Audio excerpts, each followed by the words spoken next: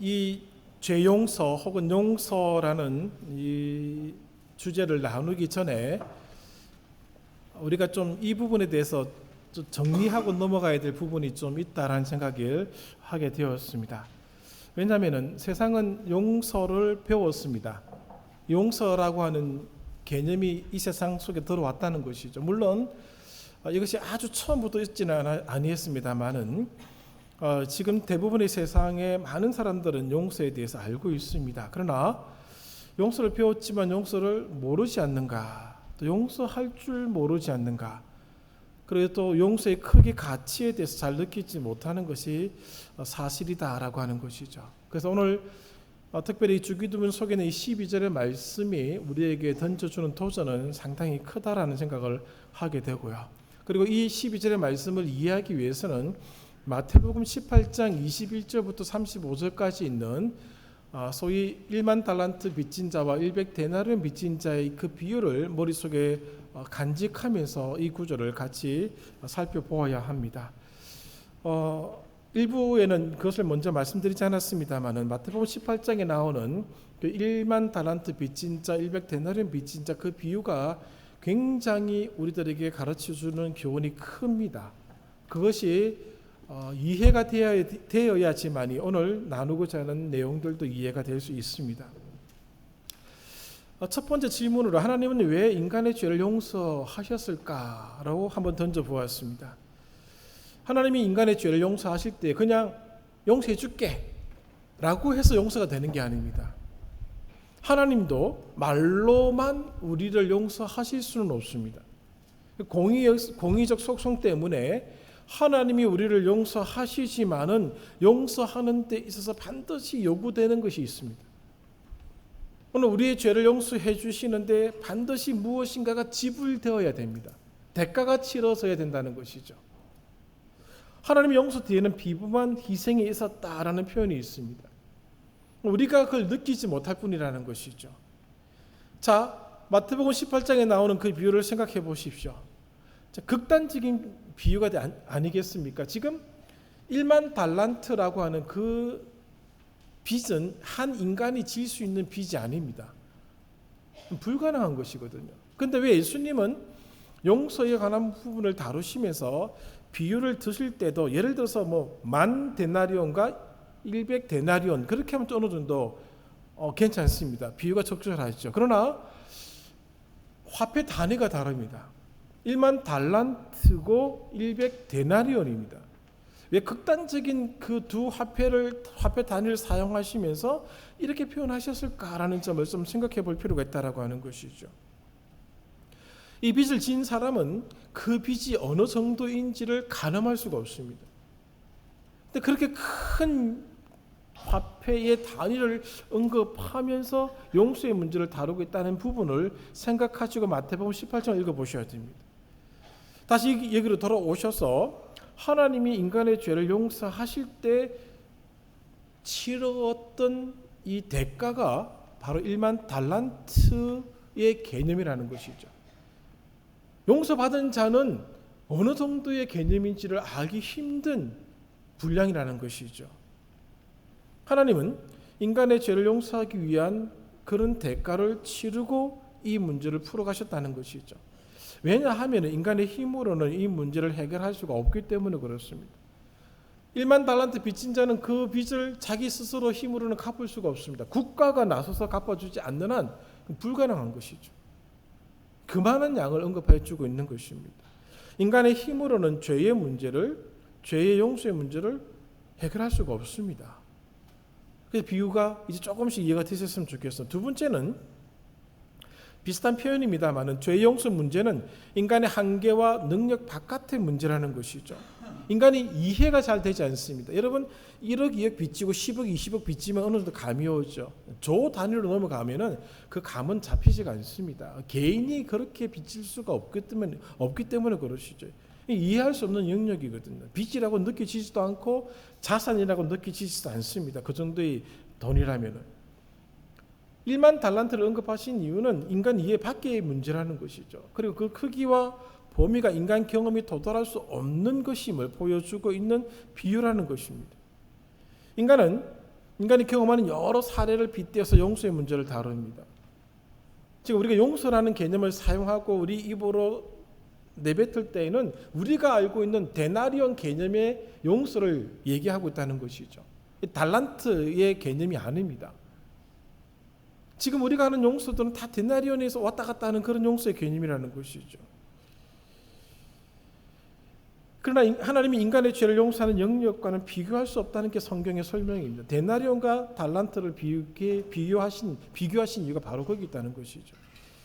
세 번째는 용서라는 말은 굉장히 중요하고 필요합니다. 그러나 반드시 일어나야 하지만은 현대 사회에서 거부당하고 있다는 것이죠.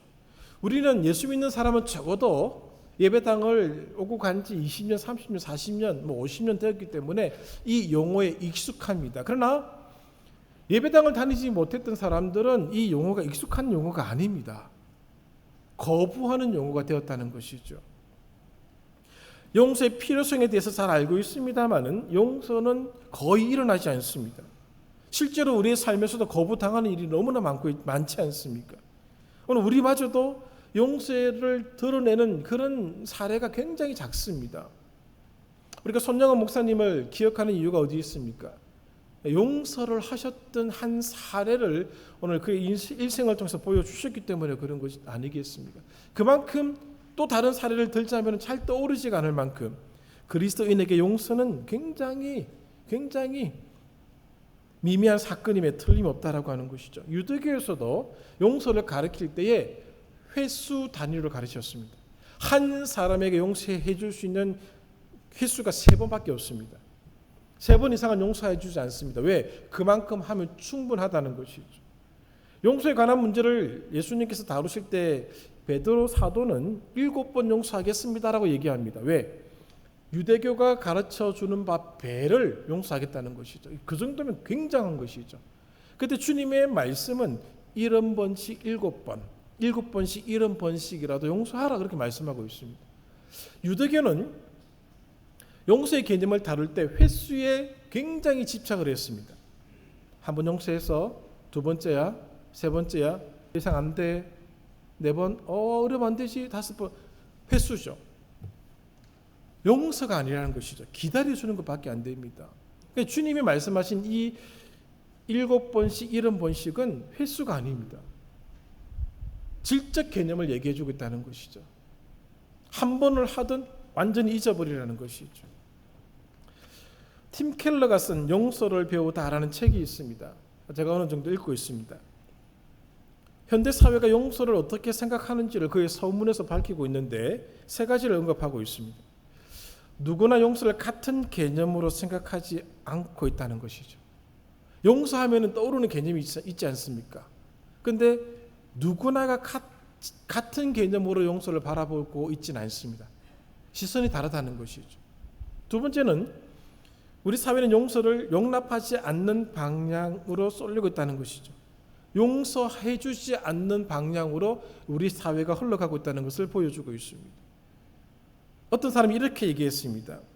용서의 남용이 기독교 때문이라고 비난하면서 용서하는 문화는 지옥에나 가라고 외치고 있다는 것이죠. 이 책 읽으면서 우리 사회가 얼마만큼 용서를 하고 있지 않는지를 볼 수 있게 해주었습니다. 한번 가만히 생각해 보십시오. 매스미디어를 통해서 드러나고 있는 그런 사회적 현상도 보십시오. 용서가 없습니다. 그냥 찍어 누르는 것이죠. 오늘 우리 삶의 영역에서도 용서라는 부분이 굉장히 약해지고 있는 것이 사실입니다. 또 하나, 용서에 관해서 하나님의 용서가 실감이 가지 않는다는 것이죠. 자, 1만 달란트는 감이 안 가는 것입니다. 하나님이 우리의 죄를 용서해 주셨다고 하는데 사실 어떻게 느끼십니까? 정말 대단하다고 느끼십니까? 나는 그렇게 죄를 짓지 않았는데 죄인이라고 하니까 죄인이고.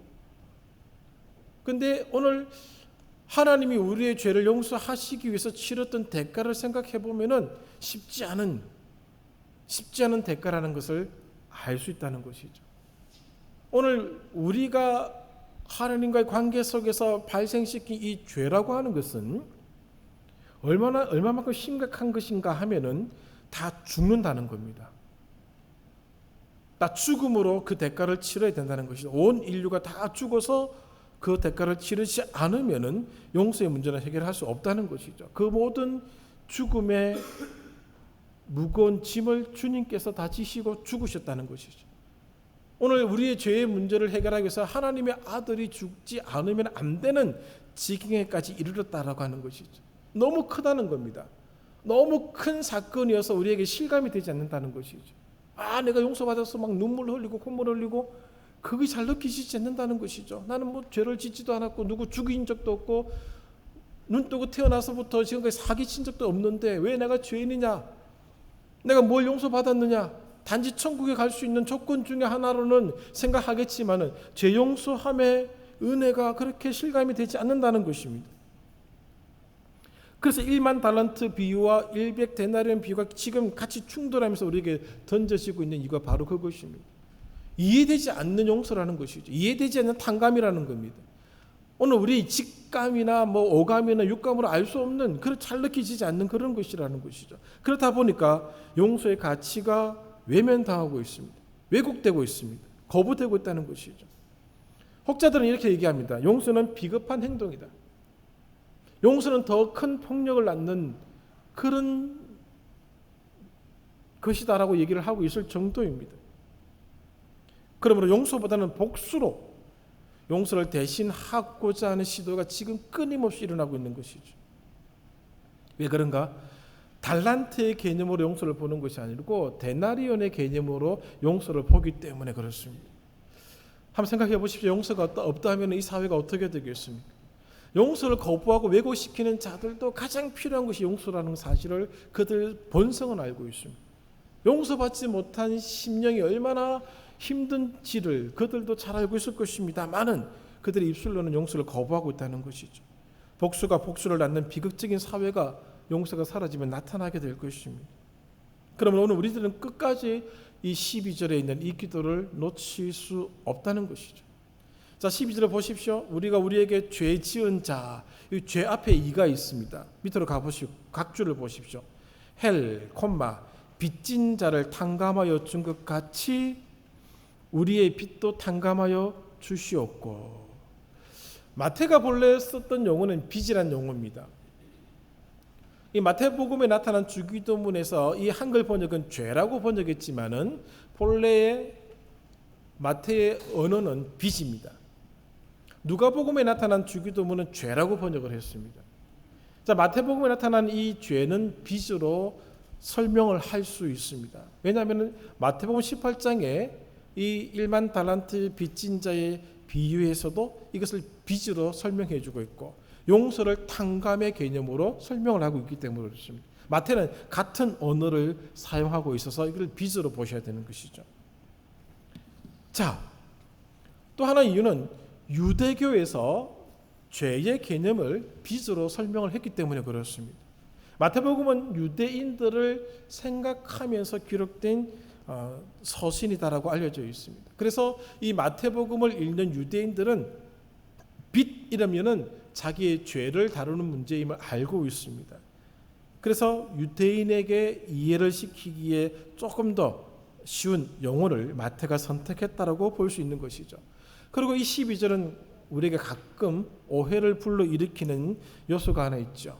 12절 보시면 우리가 우리의 죄 지은 자를 사하여 준 것처럼 우리의 죄도 사해 주십시오. 우리가 다른 사람의 죄를 사해 주는 것, 그 조건이 성립되면은 나의 죄도 사해 주십시오라고 오해하기 쉽다는 것이죠.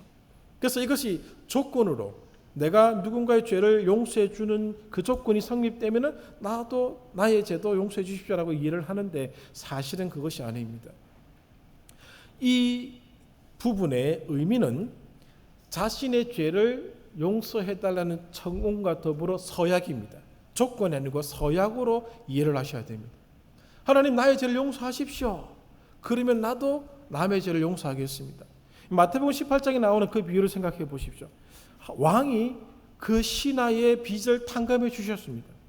빚을 탕감해 주니 그 신하도 자기 친구가 자기에게 빌려간 돈을 탕감해 줘야 된다는 것이죠. 먼저 자기가 100데나리온 빚진 자의 빚을 탕감해 주었으니 왕이 자기의 1만 달란트 빚을 탕감해 준 게 아닙니다. 순서가 거기서 아닙니다. 조건이 오고 결과가 온 것이 아니라 먼저 탕감이 있고 약속이 있는 것이죠. 먼저 그가 1만 달란트 빚을 탕감받았습니다. 그 빚을 탕감받은 자에게 따라오는 약속은 무엇인가 하면 100데나리온 빚진 자를 용서해주고 탕감해주는 것입니다.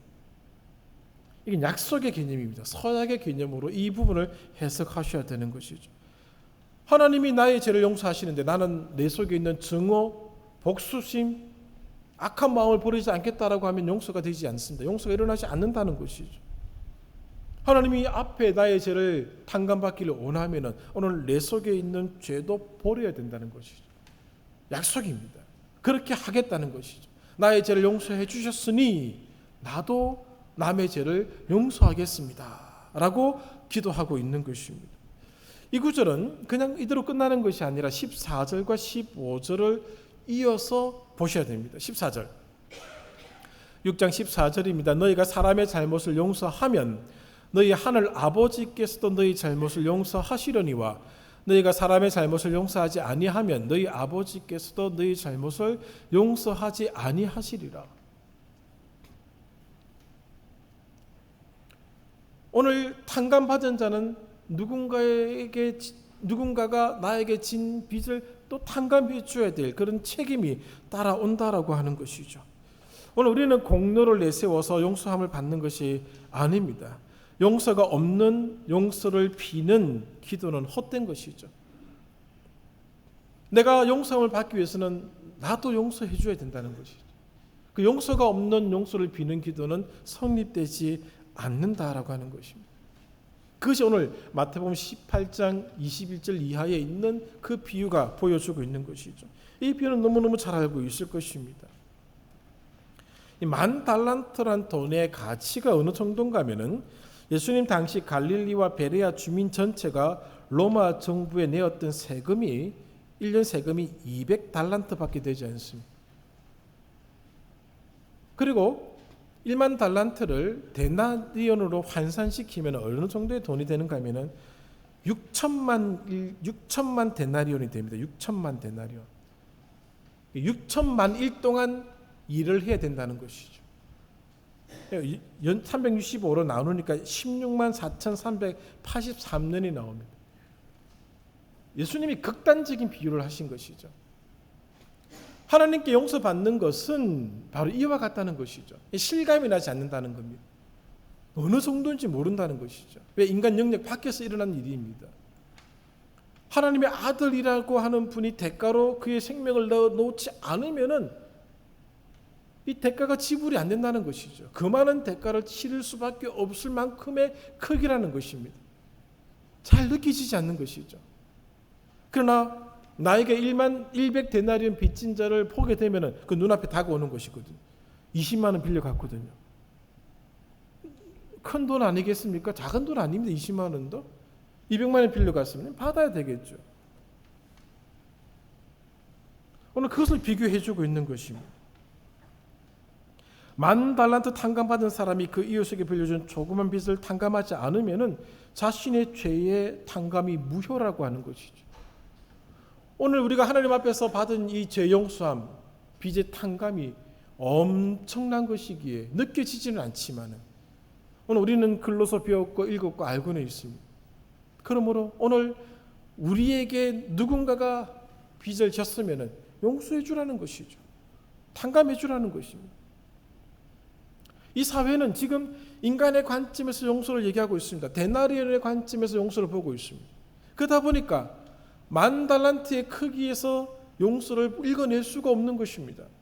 그러니까 데나리온의 관점에서 용서를 계속 얘기하다 보니까 용서가 또 복수심을 낳고 용서가 진짜 문제를 풀지 못하더라라고 얘기하고 있는 것입니다.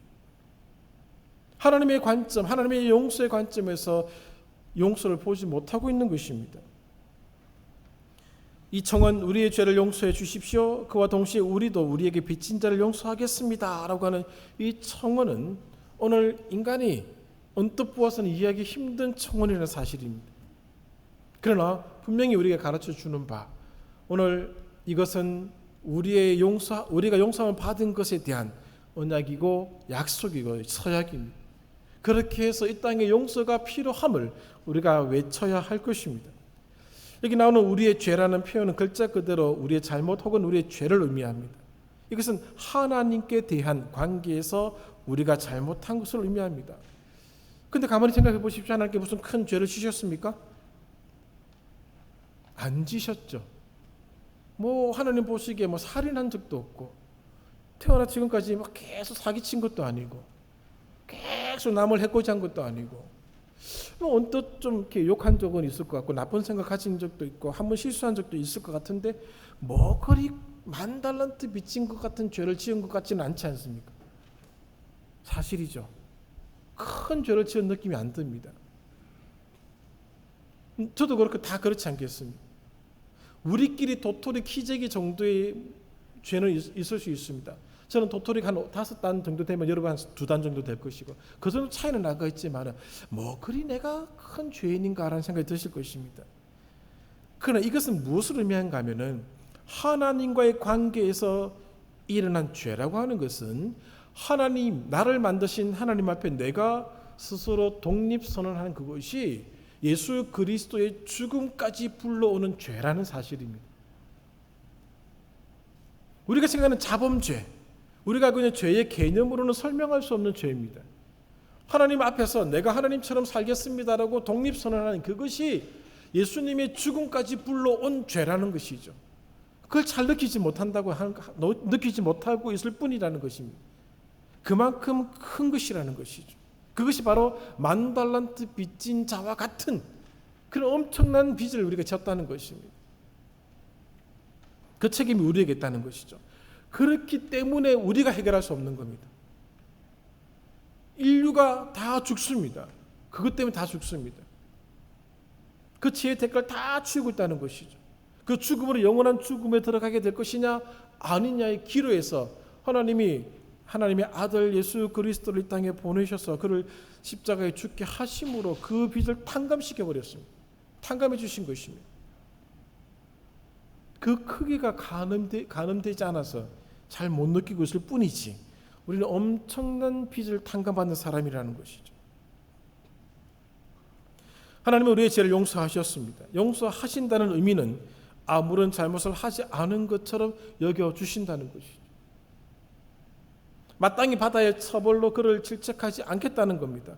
백지 상태에서 다시 시작하는 것이고 새로운 기회를 준다는 의미가 되는 것이죠. 탕자가 돌아올 때 아버지 용서하셨습니다. 새롭게 시작하는 겁니다.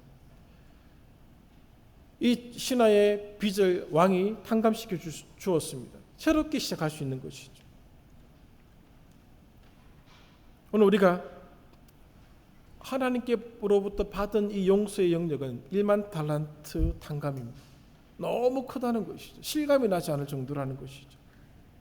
인간의 영역에서 일어나는 사건과 비교할 수 없습니다. 비교되지 않는다는 것이죠. 그래서 용서는 선물입니다. 하나님의 선물입니다. 그 선물이 느껴져야지만이, 사실은 알아야지만이, 백석까지 느껴져야지만이 이 용서가 일어날 텐데 사실 그것이 잘 느끼지 않는 것이죠. 이 10,000달란트 빚진 자에게 하나님께서 왕이 이렇게 했으면 참 좋을 뻔했겠다라는 생각이 듭니다. 모든 가족들을 옥에 가두고 이 신하로 하여금, 이 신하의 가족들을 하여금 정말 빼빠지게 일시키는 겁니다. 한 10년 정도 일시키는 거죠. 모든 걸 다 빼앗아가고 10년쯤 지난 뒤에 다시 다 복귀시켜 주는 거죠. 원래의 지위, 원래의 집, 원래 가지했던 재산을 다 복귀시켜 주면은, 고생 좀 하고 나면은, 야 정말 내가 빚이 엄청나구나. 10,000달란트 중에 요것밖에 못 갚았는데 그게 보일 텐데, 하나님은 그렇게 하지 않으셨거든요. 우리가 잘 못 느끼는 겁니다. 하나님과의 관계에서 일어난 우리의 잘못이 얼마나 큰 것인지를 깨닫게 될 때에만 오늘 인간 안에서 일어나는 데나리온의 용서가 쉽게 일어날 수 있다는 것이죠. 이것이 우리 삶의 기반이 되어야 한다는 점을 본문이 가르쳐주고 있는 것입니다. 이 간증이 필요한 이유가 있습니다. 왜 필요한 이유가 있는가 하면은, 첫 번째는 어떤 사람이 우리에게 어떤 빚을 지든 그 빚이 얼마나 크든 우리가 하나님께 진 빚에 비하면 하잘 것 없다는 것을 가르쳐주고 있습니다. 인간이 하나님과의 관계 속에서 발생시킨 이 빚이 더 크다는 겁니다. 그러므로 인간과 인간 사이에서 일어나는 빚에 대해서는 용서하라는 것이, 탕감시켜 주라는 것입니다. 인류의 역사 이걸 거부합니다. 지금 사회가 그걸 거부하고 있습니다. 계속 복수가 일어나고 있지 않습니까? 팀 켈러의 책을 읽어 나가는데 서문에 이런 얘기가 있습니다.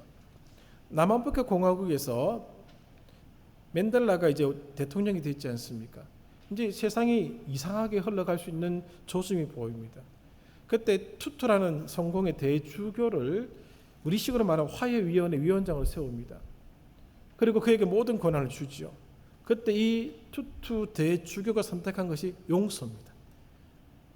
만약에 복수를 시작했으면 또 다른 복수를 낳는 현대에 있어서 참 큰 비극이 일어났을 것입니다. 이 대주교가 용서라고 하는 것을 선택하고 용서를 진행합니다. 오늘 우리가 하는 게 진 빚에 비하면 인간이 인간에게 진 빚은 그렇게 크지 않다는 것이죠. 우리가 볼 때는 어떻게 그런 일이 일어날 수 있었어 라고 얘기하는 것이 다 데나리온 수준이라는 것입니다. 하나님의 입장에서 바라보면 달란트의 수준이 아니라는 것이죠. 그만큼 인간이 오늘 우리의 문제를 그렇게 실감하게 못 본다는 것입니다. 두 번째는 사람을 용서하되 겉으로 드러나는 방식뿐만 아니라 우리의 마음속으로도 용서하라는 겁니다. 용서했어? 그게 아닙니다. 진짜 진심으로 용서하라는 것이죠. 그래야지만이 나의 죄가 용서받을 수 있다는 겁니다. 마음속에 악심을 품고 있습니다.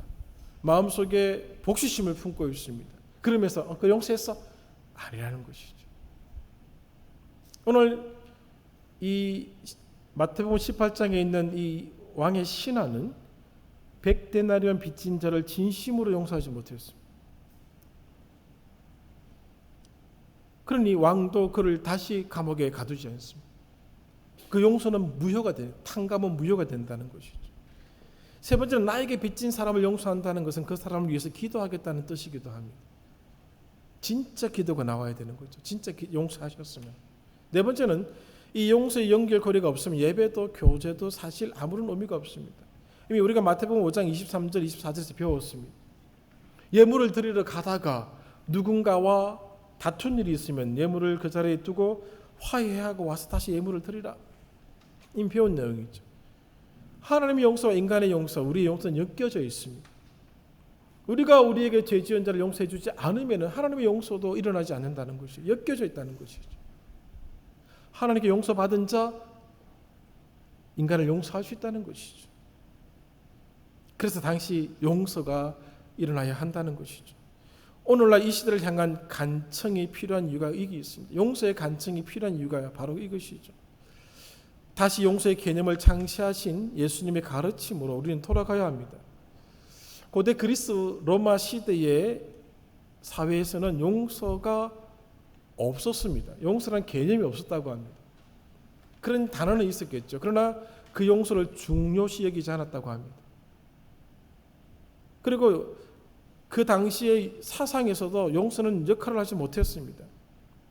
고대 철학자, 고대 철학에서도 용서는 중요하게 다룬 용어가 아니었습니다. 덕목으로도 사용하지 않았다고 합니다. 왜 그렇게 됐느냐? 두 가지 이유가 있다고 합니다. 첫 번째는 용서는 모자란 사람에게만 필요하다는 생각이 그 시대의 생각이었습니다. 훌륭한 사람은 가해자를 용서하는 것이 아니라 경멸해야 한다고 그 사회는 가르쳤습니다. 평등하지도 않았습니다. 계급이 위에 있는 사람은 낮은 계급에 있는 사람을 그냥 쭉 누르는 것이죠. 그게 옳다고 가르쳤습니다. 그게 힘이 있다고 가르쳤고 그게 정의고 그게 바른 것이라고 가르쳐 주었습니다. 그래서 빌레몬이 오네시모를 용서하는 것은 이상한 일이었습니다. 로마 당시 사회가 받아들일 수 없는 이상한 일이었습니다. 어떻게 자유인이 노예의 죄를 용서해 주지? 그 당시 윤리, 사회의 도덕적 기준으로서는 이상한 일이었습니다. 그들의 철학으로도 받아들일 수가 없는 일이었다는 것이죠. 용서는 좀 모질한 사람이 하는 게 아닌가? 지가 들떨어져 있으니까 해주는 것이 아닌가라고 여겼다는 것이죠. 두 번째는 용서가 무엇인지 몰랐다는 것입니다. 그 당시 기독교를 제외한 모든 종교에서는 용서를 가르치지 않았습니다.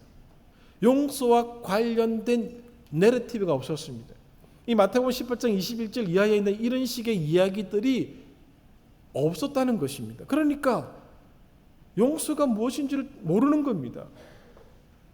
힘으로 누르는 것이 옳은 것이 정의라고 가르치고 배웠다는 것이죠. 지금 그런 사회, 고대 사회로 돌아가고 있습니다. 고대 로마가 가장 많은 박해를 했던 종교가 기독교입니다. 나머지 종교들은 박해를 받지 않았습니다. 당시에 그리스도인들이 되려고 한다면은 버림을 받았습니다. 이웃에게, 가족에게 버림을 받았고 직장을 잃었습니다. 괴롭힘, 폭력을 당했습니다. 법적 조치가 뒤를 따랐고 사회적으로 큰 대가를 치러야 했었습니다. 그러나 교회는 단 한 번도 복수를 가르치지 않았습니다. 박해하는 자들을 향한 저주의 기도도 없었습니다. 처음부터 보복 없는 용서를 강조하고 실천했던 것이죠. 앙심, 복수심도 그때는 없었습니다. 그 결과가 교회의 급성장을 가지고 왔고 기독교가 로마를 정복하는 일이 일어나게 된 것입니다. 지금 용서의 영역에서 현대 사회가 다시 고대 사회로 돌아가고 있습니다. 용서하는 것을 비난합니다. 용서하는 것이 잘못되었다는 지적이 나오기 시작했습니다. 용서보다 복수하라고 가르쳐주고 있습니다. 용서하는 태도는 약하다는 것이죠. 용서를 하면 더 많은 악순환이 반복되기 때문에 용서하지 말라는 것입니다. 그러나 우리는 그렇게 믿지 않습니다. 용서의 힘은 여전합니다. 2000년의 역사를 지니고 있었기 때문이 아니라 용서가 진리이기 때문에 그렇습니다. 오늘 100데나리온 빚진 자가 자기에게 빚진 자에게 탕감을 해줄 수 있었던 것은 그가 1만 달란트 빚진 것을 탕감받았기 때문에 가능한 것입니다. 우리는 그것을 알고 있는 사람들입니다. 우리에게 주어진 책임은 무엇인가 하면 이 세상에 용서가 있다는 걸 보여주고 용서가 사회를 바꾼다는 것을 보여주어야 한다는 것이죠. 그렇지 않으면 이 세상은 더 피비린내가 나는 사회로 바뀌게 될 것입니다. 문제는 용서가 너무 큰 것이라 잘 모른다는 점이죠.